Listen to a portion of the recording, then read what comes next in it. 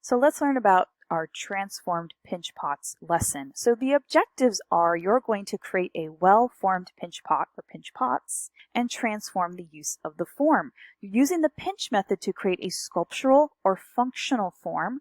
We're creating an original design that uses visual impact with textures and form, and we're demonstrating excellent craftsmanship with the clay, such as the application of textures and surface details and properly attaching clay parts together. So your challenge is, how can we transform the use of pinch pots to create something functional or sculptural? You have 3 choices for this lesson, but the main form must use a pinch pot in the beginning. But as you know, you can alter your pinch pot. Your first choice is creating a pinch pot mug inspired by a cartoon character. So the main form of the mug uses a pinch pot, and you'll be scoring and slipping attachments such as feet, a handle. So the handle is what makes this a mug versus a cup, and even designs on the exterior. However, do not just replicate what you can easily find on the internet. Use it as inspiration, but just avoid copying. Choose a cartoon character who you can dissolve into symbols. That's the best way to think about this challenge. Definitely look at my examples that I have in this slideshow. And the artwork will be glazed, so keep that in mind. So here's a few examples of mugs that use a pinch pot as a base. Now, your pinch pot doesn't have to have a curved bottom. It could be somewhat flat. These are not very good examples. The problem with this one is it's just a mug with designs on the outside. That's not very creative. I've seen this all over the internet before, and it's just not completed very well. This craftsmanship is terrible, and this is just a good start, but it just looks very incomplete. Here are a few sketches that I did on my own.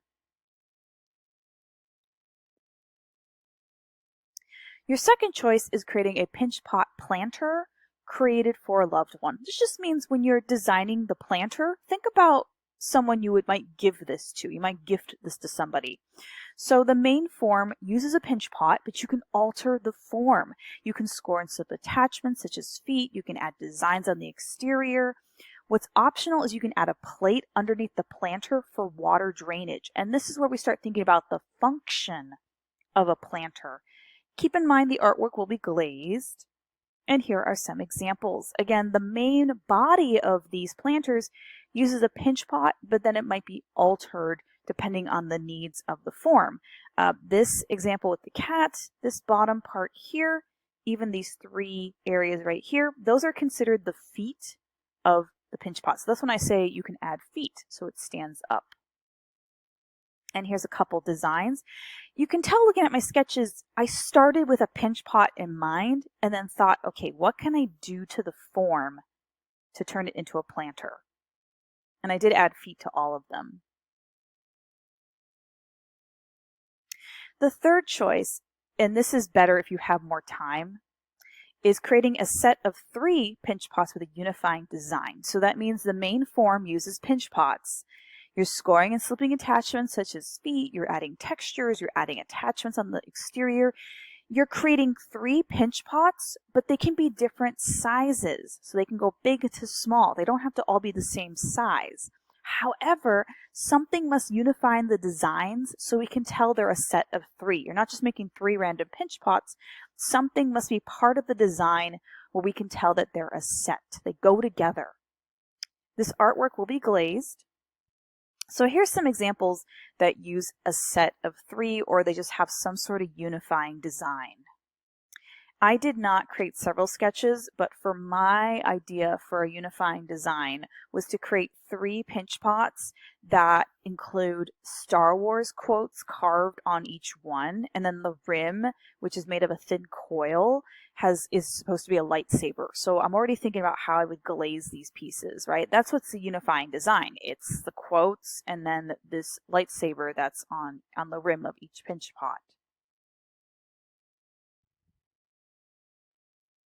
So to begin, you're going to start with a planning worksheet. You're going to indicate your choice and then create your drawing.